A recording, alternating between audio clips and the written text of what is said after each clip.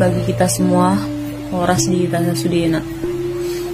Saya Yusni Sihombing, selaku dari kakaknya Joshua Francisco Sihombing yang disiksa sama ibu tirinya. Saya mau menceritakan keterangan kejadian yang dialami adik kami itu, memberi klarifikasi gitulah ya. Jadi ceritanya seperti ini. Tanggal 11 kemarin, Mei 11 Mei, saya ditelepon sama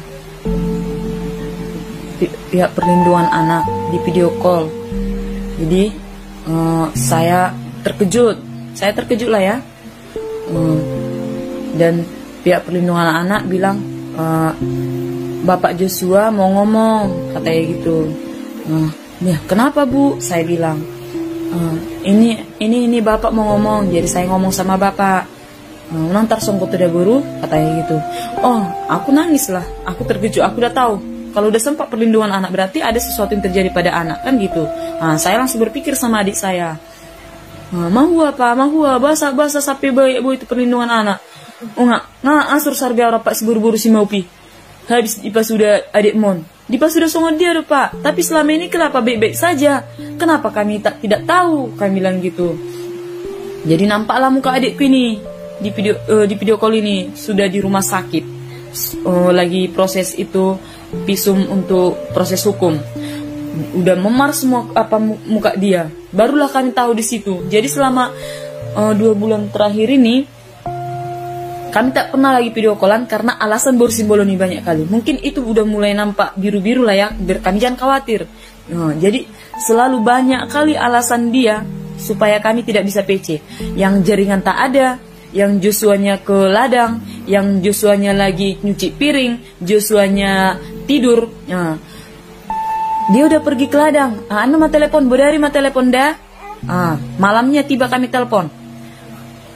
Si Jojo nggak mau dong, palilikku di telepon kok katanya. Jadi kami yang serba salah dibilangnya. Kami yang serba salah. Jadi selepas itu adik kami yang di rumah sakit ini masih agak ini ya, udah nggak mau ngomong gitulah ya, masih diam-diam, belum apa. Jadi kita pun tunggu pulih lah baru dia cerita. Jadi aku sama bapak lah ini cerita dulu. Kok sampai bisa kayak gitu Pak? Kenapa kau nggak tahu sampai kayak gitu anakmu dibuat? Aku bilang, udah kayak mana matamu dibuat Pak sampai bisa nggak kuliah anak muda biru-biru kayak gitu? Masa bapak nggak bisa bedakan yang kena tumbuk atau kena apa? Kami dari jauh memang lah tak bisa tengok. Memang banyak kali cakapnya istri kau itu, aku bilang gitu. Macam mana lah buru? Au pitar hato tong gabi, bingung doa au. Tak gabi, tak kau teman doko sungut dia be katanya gitu. Burjo na, pikir do burjo ibana salelengon. Apa? Ibadah soalnya apa itu geleki katanya gitu. Jadi setelah si Jojo sadar, udah dia bisa ngomong, ngomonglah dia sama aku, ceritalah dia. Jo, jawab dulu kakak dengan jujur ya. Iya kak katanya. Jadi kayak mana masalah sebenarnya dek? Kenapa nggak kau kasih tahu selama ini sama kakak? Inilah alasan dia. Diancam aku kak. Kalau aku kasih tahu sama kakak, abang sama bapak, dipukulnya lagi aku lebih kuat, akan dibunuhnya aku sama bapak. Dan aku takut kak, kalau nanti bapak tahu, bapak bisa bunuh mama itu. Bapak bisa nanti masuk penjara, kan kasihan katanya. Mas dilindungi aja bapaknya. Jadi itu yang ada di pikiran dia, dilindunginya bapaknya.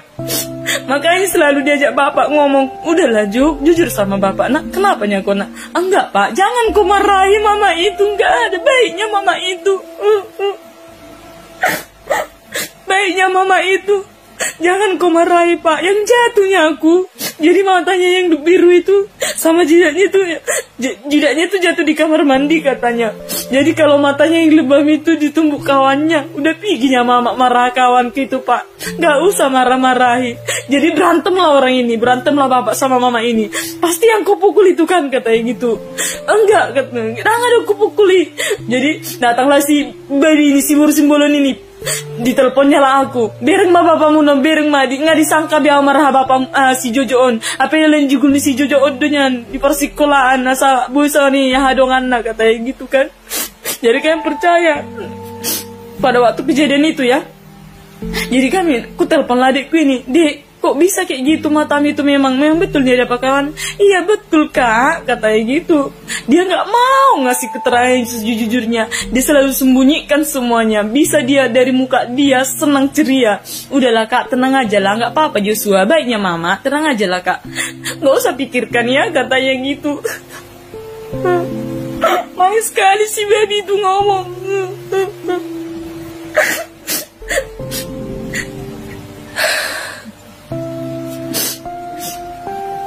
Jadi setelah dikasih tahu si Jojo lah kejadian itu, yang dia diancam, jadi aku tanyalah selanjutnya. Jadi itu kepalamu yang botak itu, yang kemarin itu juga disiksa sama itu ibu kau itu, aku bilang. Iya kak, dijambaknya sampai terkelupas kulitnya. Sampai terkelupas kulitnya kak. Gara-gara apa bisa kayak gitu deh, aku bilang. Iya kak, gara-gara aku main. Aku kan disuruh panen terong. Jadi aku main lah. Namanya anak kelas 2 SD ya. Belum seharusnya dia dipaksa kerja kayak gitu. Jadi dipukul lah katanya dia. Dijambar rambutnya itu sampai terkelupas kulitnya.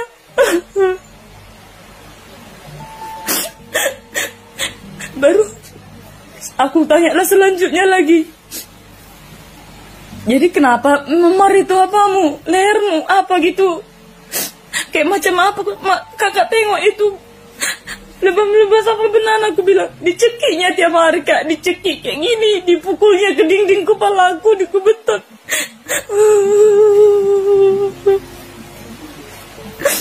Jadi apa lagi dia dibuatnya sama kamu deh? Iya kak, ditunjangnya perutku sampai biru. Ini lagi masih sakit kak. Lagi nunggu itulah kami sekarang sama bapak. Nunggu hasil USG-nya katanya. Baru apa lagi dekku, gue bilang. Iya, maaf ya bu semuanya. Pidongnya alias itu alat kelaminnya dicubit, ditarik, ditunjang. Punggungnya ditumbuknya katanya. Kepalanya habis dipukul pakai kayu.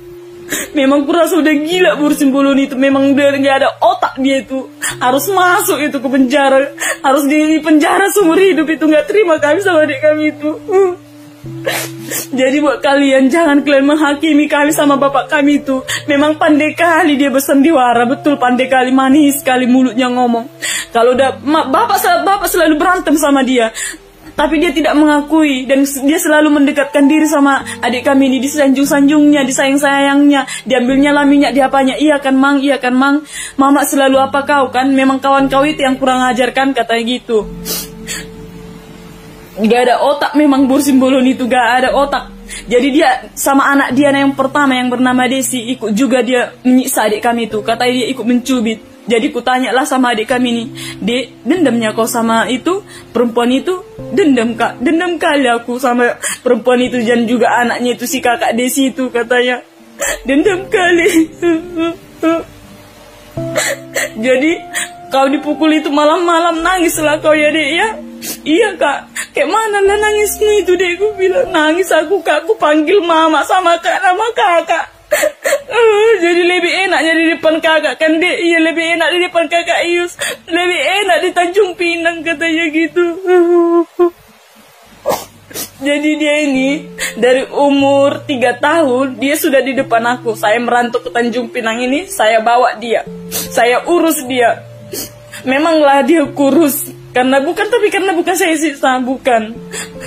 Dia kurus karena tidak mau makan, hanya bermain. Memang waktunya bermain dia terus, malas dia makan kan. Jadi saya kerja, saya tidak apakan dia, asalnya dia bahagia. Karena dia kurang perhatian dari orang tua. Ayah saya kerja, ibu saya nggak ada lagi. Jadi saya tanya lagi sama dia, jadi kenapa kamu gak bilang dek? Seandainya kamu bilang, gak segini juga penderitaanmu. Kayak mana lah aku diancam, Kak. Aku takut bapak nanti marah-marah sama dia, dibunuhnya. Mama itu masuk penjara lah nanti bapak, katanya gitu. Terusnya orang itu berantem. Tapi datanglah buru simbolon yang gila ini, berjodoh si Jojo, dibela doang. Bolo ibeda bapak nona, air pura no usik saro tiap hari di Jabur, katanya dibelanya aku, katanya gitu. Jadi buat kalian, tolong jangan menghakimi kami. Kami lebih sayangnya, lebih sakit hati kami daripada hati kalian. Jadi tolong itu pikirannya, tangannya untuk mengetik, berpikir. Kami hanya minta doa, minta supaya cepat kasus ini. Jangan lagi terjadi anak-anak di luar sana ada penyiksaan. Berada efek jera bagi orang yang menyiksa anak di bawah umur loh.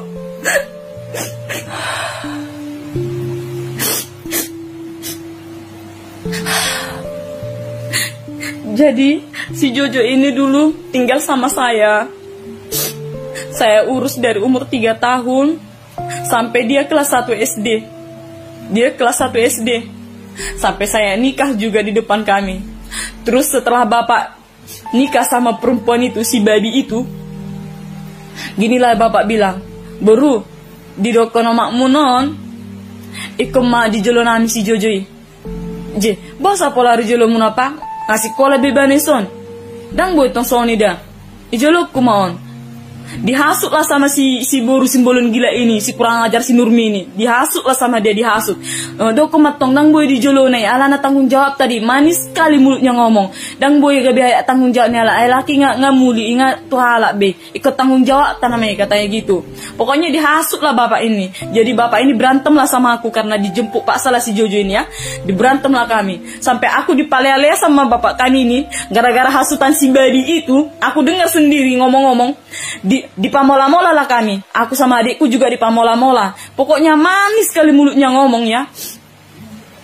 Jadi karena kami gondok sama bapak kami ini, yaudahlah, terserah bapak lah, jemput lah ya.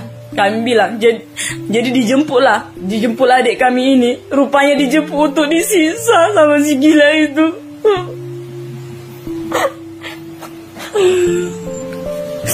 Jadi setelah di rumah sakit, adik kami itu, aku ngomonglah sama bapak, "Pak, memang yang butanya udah matam itu, masa nggak bisa kau bedakan Pak yang anakmu disiksa atau enggak?" Aku bilang gitu. Jadi bilang bapak, "Bohama baru, hanya ditutup ramah takon.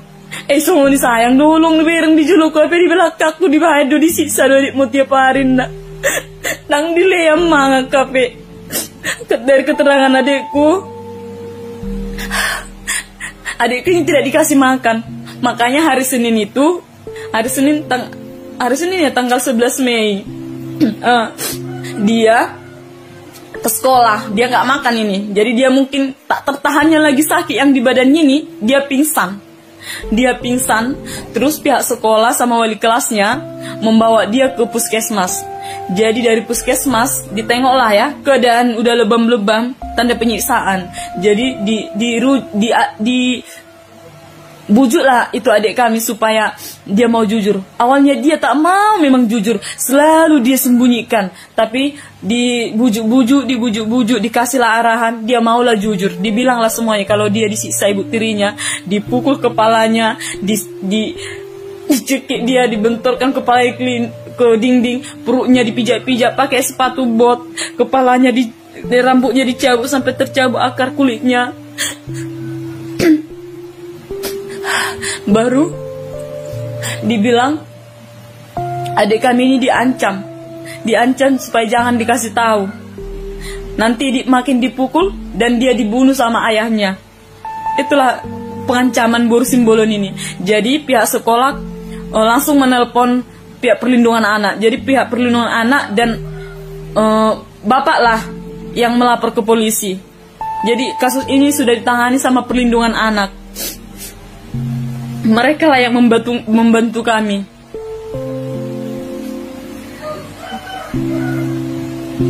Jadi saya minta doa-doa buat kalian. Tolong doakan adik saya supaya cepat pulih dan dia tidak trauma. Mentalnya kuat. supaya cepat kasusnya selesai dan dia bisa bersama saya kembali di sini. Saya menyesal mengasihinya. Tidak tersesalkan lagi, semuanya sudah terjadi. Hanya minta doanya saja, tolong mulut dan pikiran kalian, nanti perasaan kalian, tolong ketikannya dijaga. Ayah saya pun tidak mungkin tega melihat anaknya disiksa seperti itu. Ayah mana yang tega? Kakak mana yang tega? Tapi kita nggak bisa pergi ke sana. Saya punya 2 bayi.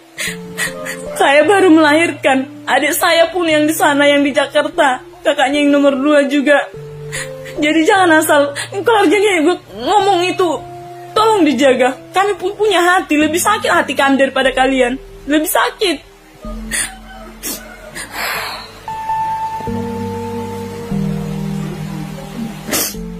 Memang si perempuan babi itu yang pintar, sangat pintar bersandiwara. Kalau di depan kami video callan itu, kemarin bulan 2 kemarin ulang tahun adik saya. Jadi di video callnya lah, karena saya beli kue. Di situ masih segar dia, belum terjadi muka apa nampak kali muka memarahan. Ya iya, kepala sama matanya itu yang kemarin dia berbohong. Jadi udah mulai sembuh. Mungkin setelah yang air-air ini selalu dicubiti muka dia, dicubiti paha dia semuanya, barulah mungkin adik kita tak tahan lagi. Adik kami itu adik yang kuat lah. Terlalu kuat sampai bisa ditahan 1 tahun disisa.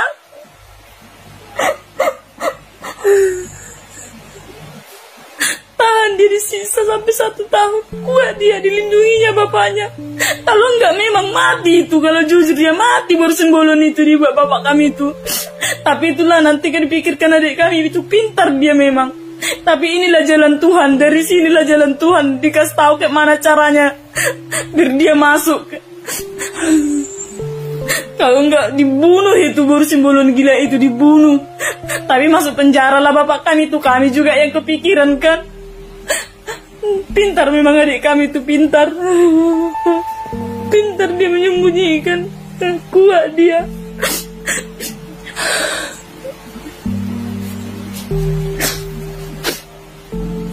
Jadi hanya itulah klarifikasi yang bisa saya berikan. Saya hanya minta doanya supaya adik kami cepat pulih, karena hasil ronsennya belum keluar ya. Mudah-mudahan tidak terjadi apa-apa, karena menurut dokter ada ini pengerasan di perut dia, mungkin karena tidak dikasih makan. Kalau kata adik kami, keterangan adik kami ini, perut dia ditunjang pakai sepatu bot. Jadi kalau di depan bapak dikasih makan, kalau bapak nggak ada seharian dia tak makan, pergi ke sekolah juga tak makan. Jadi aku tanya, Jo, jadi emang guru wali kelasmu kau tak tanya apa emang? Aku bilang, ditanya kak, tapi aku selalu bohong lah. Macam mana lah aku diancam? Karena aku juga satu kelas juga sama si anak tiri itu, si anak tirinya, anak kandungnya si baby itu. Satu kelas dia sama adik aku, makanya dia nggak mau ngomong. Mungkin dipantau lah. Ditanya-tanya lah itu anak tirinya itu, kan kita nggak tahu. Jadi pengakuan dari adik kami, dia ditanya sama wali kelasnya, ditanya sama pihak sekolah. Jadi jangan menyalahkan pihak sekolah ya. Adik kami yang terlalu pandai menyembunyikan. Dia pandai menyembunyikan batinnya, dia pandai menyembunyikan perasaannya, tertekannya dia. Sama kami juga kayak gitu. Yang udah di depan mata dia aja melihat dia bisa percaya, apalagi kami yang dari jauh kan. Memang karena selalu ditanya, tapi selalu itu satu jawaban dia, iya nggak apa-apa. Dari muka dia segar, nggak apa-apa, aku jatuh, aku dipukul kawan katanya gitu, aku jatuh di kamar mandi katanya gitu. Jadi aku bilang, jadi kau nggak lapar kurasa dek? Jadi kalau langsung kau ambil sendiri nasi itu emang kenapa? Aku bilang, iya aku ambil sendiri nasi itu, aku ambil piringku. Langsunglah dibilang simbolon bayi kurang ajar itu. Siapa kau? Katanya gitu. Jadi adik kami ini takut lah, gak makan lah dia seharian. Tapi bapak kami itu yang bekerja mati-matian di ladang. Bapak kami itu yang kerja mati-matian buat orang itu makan sama anak kandungnya itu semua. 4 orang lah di depannya. 4 orang di depannya anak kandungnya itu. SMP lah, yang SMP lah 1 anak pertamanya itu si Desi itu yang ikut nyiksa juga, ikut nyubit adik kami itu. Di depan mamanya itu pun, mama sama anak sama aja itu. Jadi udah begitu menderita kali adik kami itu, tapi dia kuat menyembunyikan itu semua. Udah makan kojo, kata bapaknya. Udah Pak, aku udah makan. Ya kan Mang, kamu udah makan tadi kan, mama suap tadi kan, katanya gitu. Pintarlah dia di depan bapak ini. Kalau lapar lagi kau bilang ya, jangan gak usah takut-takut, bilang sama mama, katanya gitu. Jadi percaya bapak kami ini. Jadi kemana lah, udah capek kerja ya, jam 6 ke ladang. Belum lagi keluar kota merbangunan. Tahu lah merbangunan capeknya macam mana ya. Jadi percayalah bapak kami ini, gak terlalu apakannya dia. Langsung mendekat-dekat lah Bursimbolo nih, ambil muka. Perasaan lah klaim macam mana sandiwaranya dia. Manis sekali mulutnya itu ngomong. Mau pengen ku pijat-pijat itu sebenarnya. Kalau aku gak bertuhan, gak takut dosa. Udah mau pergi sebenarnya aku ke sana. Udah mau aku matikan itu. Trauma deh gitu dibuatnya.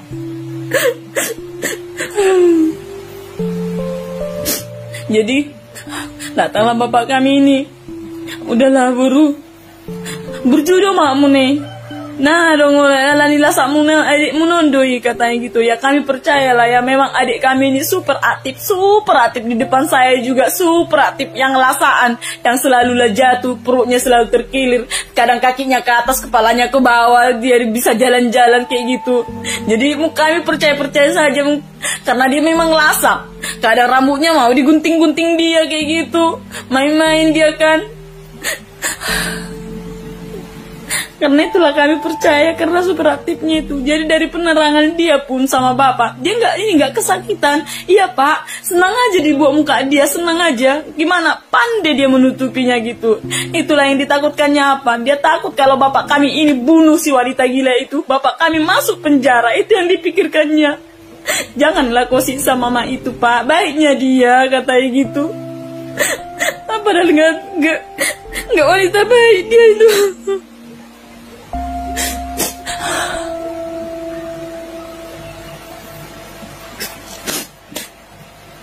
Jadi hanya itulah klarifikasi yang bisa saya berikan. Menunggu keterangan selanjutnya. Mudah-mudahanlah kasus ini cepat selesai. Saya minta doanya supaya adik kami cepat sembuh dan dia bisa mentalnya kuat, bisa berhadapan sama wanita gila itu. Jangan dia takut lagi dan dia bisa cepat di persidangan nanti, kasusnya cepat selesai. Saya minta doanya. Terima kasih buat kalian semuanya yang sudah Rupanya berita penangkapannya siapa si Bursimbolon, si gila itu simpang siur ya. Karena kami dengar ada yang bilang sudah ditangkap katanya. Ternyata setelah kami dengar keterangan dari bapak, karena ini kami bisa ngomong apa sama bapak kan, dia pun sibuk di sana. Jadi kami tanya bapak, Pak udah kemana itu istri kau itu? Udah ditahan belum? Aku bilang, oh daung dope lagi di Jawa udah penangi, aku car kacir katanya gitu. Bahasa Jawa lema doko nggak ada yang ditahan polisi. Nah dia tuh ibu nina tuh kantor polisi. Isma dok dong. Nah sono do jelo keluar do surat interview pada hon. Tadi tangan mana nih baru mayangku ibana karena udah keluar hasil visum. Jadi bapak masih interview pertama ke polisi, masih memberi laporan kan, karena hasil visum belum ada. Jadi tunggu ada hasil visum, nanti hari Senin baru keluar interview kedua. Setelah nanti proses interview kedua karena udah ada hasil visum, barulah diangkut Bursimbolon ini. Jadi buat kita mana tahu dia kabur, tolong dipantau. Jadi aku nanti share lah foto-foto dia, berjangan dia kabur, dia bertanggung jawab sama perbuatannya. Karena dia sudah benar-benar kelewatan sangat sama adik kami tuh. Memang bukan perbuatan manusiawi lagi ya. Kalau memang pun dia ada masalah sama ayah kami, tidak berhak dia untuk menyiksa adik kami. Tapi semua orang bilang yang ada di situ bapak kami itu orang baik. Dia bekerja keras. Jadi dia walaupun bertengkar sama Boru Simbolon itu, cuma gara-gara adik kami ini aja, dilihatnya kayak gitu. Pulang dia bekerja, kenapa bisa sampai kayak gitu? Nggak kau perhatikan kayak gitu. Jadi Boru Simbolon bilang, jadi yang kau pikirnya kau sisa itu, baiklah dia, bermuka-muka manis-manis lah dia sama adik kami ini. Rupanya disiksa, nggak dikasih makan. Jadi ada yang bilang, barulah ini dikasih tahu sama bapak kami. Ditengoknya lah si Jojo ini bongkar-bongkar sampah. Nasi-nasi yang di sampah itulah dimakan dia karena lapar kali dia. Dari situlah mulailah tergerak hati bapak kami ini. Dibongkarnya nasi-nasi sampah itu dimakannya. Si babi kurang ajar itu nggak dikasihnya dikasih makan, sedangkan anjing dikasih makan, hewan dikasih makan. Manusia tak dikasih makan, tak ada otak itu, tak ada otak bapak kalian cari makan, tapi nggak dikasih anaknya makan. Mudah-mudahan Tuhan mendengar, Tuhan melihat adik kami itu, Tuhan melihat dirasakannya apa yang dirasakan adik kami itu. Karma lah, terkarma maho. Oh ya, ada yang itu ketinggalan. Saya kakaknya Joshua Francisco Siombing, saya kakak pertamanya. Saya sudah menikah sama Marga Harianja. Anak saya ada 2. Saya baru melahirkan anak kedua ini, makanya saya tidak bisa pergi ke sana untuk melihatnya. Dan juga adik kami juga yang kedua, kakaknya Joshua yang kedua juga masih punya bayi. Jadi kita masih sama-sama repot lah, pengertian lah sama yang punya anak ini. Jadi ada sedikit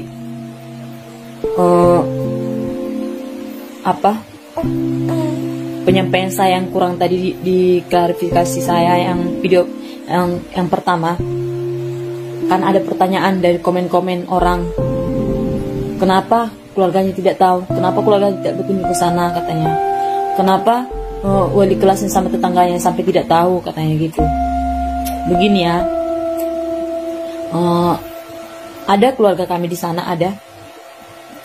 Jadi pernah berkunjung ke rumah tempat bapak ini, si Boru Simbolon ini, si Bu Tiri. Jadi berkunjung ke sana, ke tempat bapak. Setelah nyampe di rumah,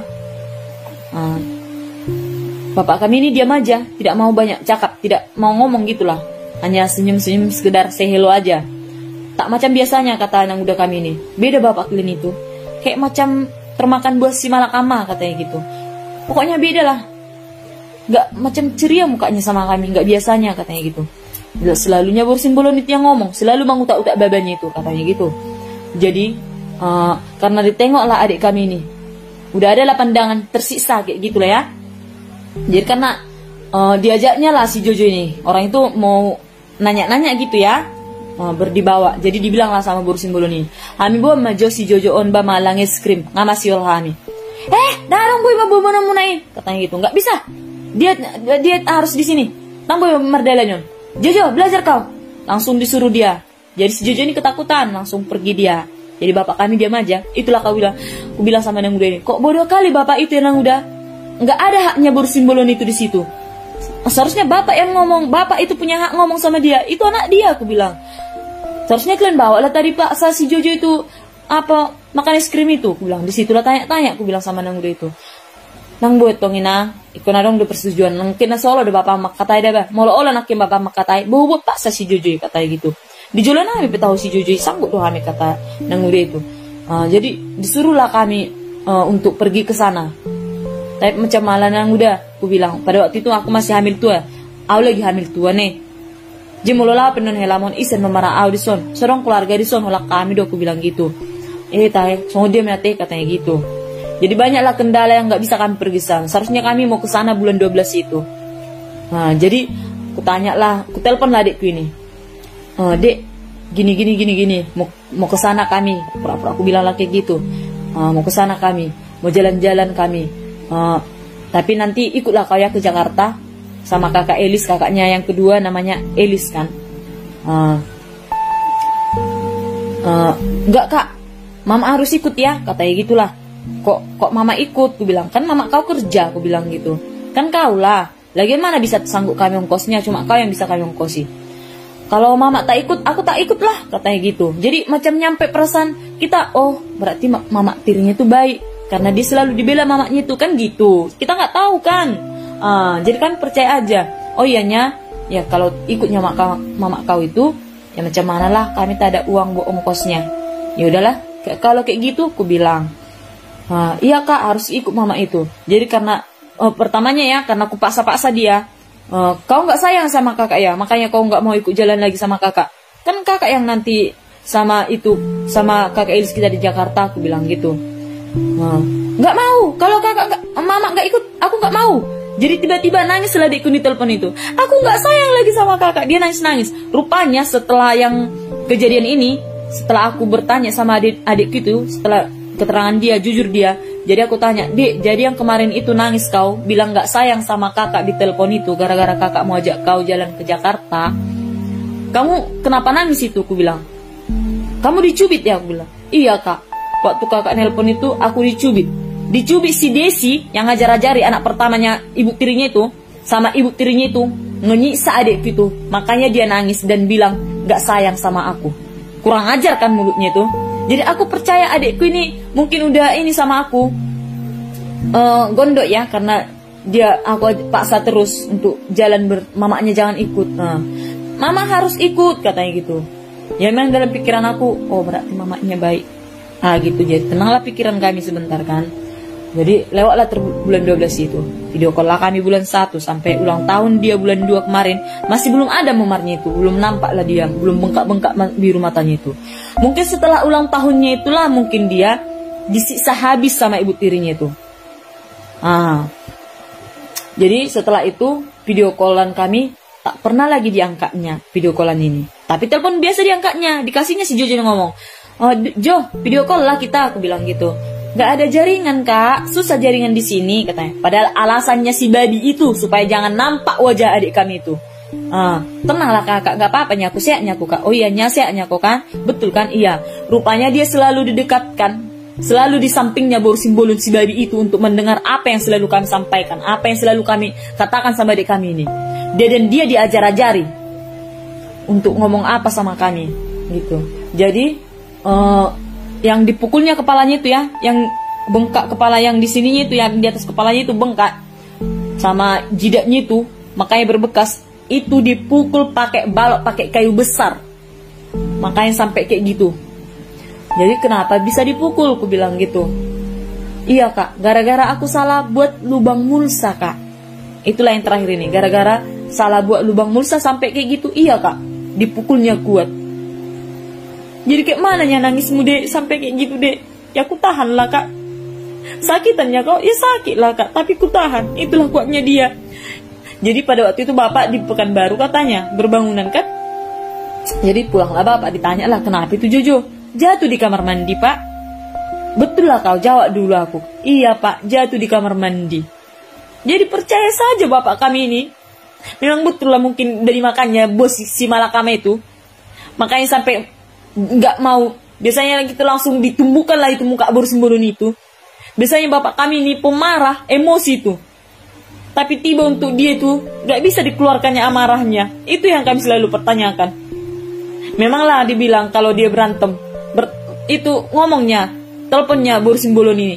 Lagi merbedera pak bapam, alannya ido, ayo nama taringok dok. Tiba-tiba iripo mau namanya isa si Jojo on. Apa ni sisa dongan na do, dia dongan na. Ngado ko ngalaw ti persekolahan. Senang do pa law ti sekolah. Kapalo jalo-jalon di ambati lah bapak kami, diambati dia untuk pergi ke sekolah.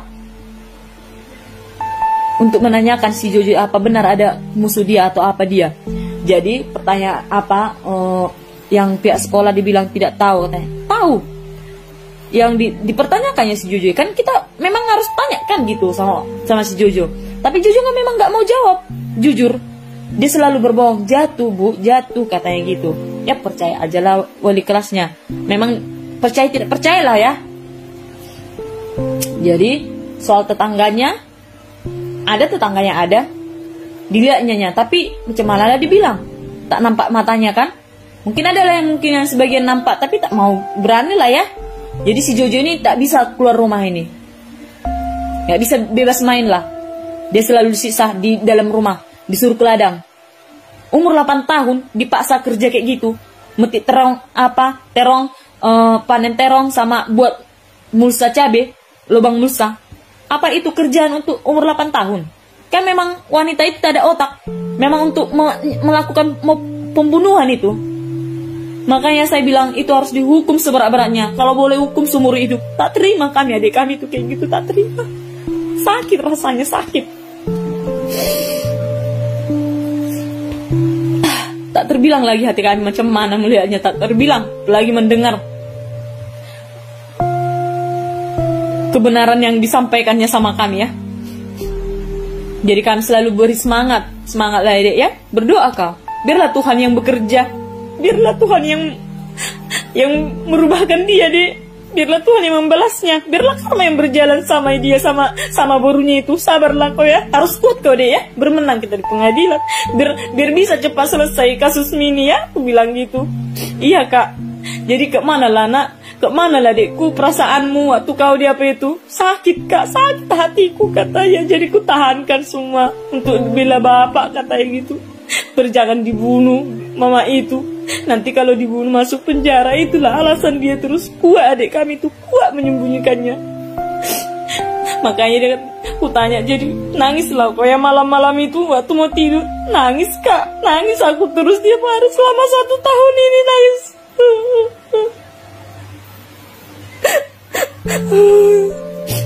Dipanggilnya lah katanya mama kami yang meninggal itu. Dipanggil dia. Nama aku pun dipanggilnya kakak Yos katanya. Udah kurasakan kemana nangisnya dia itu. Karena di depanku dia dari kecil. Dia ditinggalkan mama umur 1 tahun lebih lah ya. Jadi umur 3 tahun dia di depanku. Aku yang ngurus dia. Dari lahir pun sebenarnya aku yang ngurus dia. Dari lahir mama lahirkan dia karena mama udah sakit di situ ya. Jadi mama aku meninggal gara-gara sakit kanker rahim. Waktu lahir kasih Jojo ini dia nggak ada lagi dapat kasih sayang dari mama aku. Mama aku udah sakit. Jadi si Jojo ini diurus sama keluarga kakaknya mama. Jadi mama ini udah kontrol terus ke rumah sakit. Nggak ada lagi perhatiannya sama si Jojo ini walaupun dia sudah lahir gitu ya. 1 tahun lebih lah. Jadi umur 3 tahun lah dia di depanku. Aku merantau ke Tanjung Pinang ini di umur 3 tahun. Banyaklah yang bantu aku di sini. Sampai dia masuk kelas SD, kelas 1 SD. Aku udah senang lihat dia di sini, senang. Suamiku juga senang, baik dia untuk ngapakan dia. Tapi itulah buta hati bapak kami ini dibuatnya si baby itu, si sembulun kurang ajar itu. Pandai kali, hanya sama bapakku jadi sayang. Tahu kayak gitu dikembalikannya, itu gitu kan. Kembalikan itu kami itu kalau dia nggak sayang. Jangan disiksa kayak gitu. Kalau sama bapak kami itu jadi sayang, diambilnya pun bapak kami tak apa. Tapi pandai kali dia bekerja bapak kami mati-matian untuk orang itu. 5 anaknya, 4 di depannya bersimbolon itu. Itulah ditanggung bapak. Sama ikut dari pihak bapak, si Jojo ini 5 lah orang itu. Jadi itulah kata bapak kami. Kerja aku mati-matian karena aku anggap anaknya itu anakku. Ku cewek anaknya itu. Sayangku sama anaknya itu. Apa-apanya dibuat kayak gini sama anakku di belakangku katanya kayak gitu. Nah tersol-sol ya binang. Pendilian nama Yawon. Pelajaran nama Yawon ke depan naon katanya kayak gitu. Dan tersol-sol ya katanya gitu.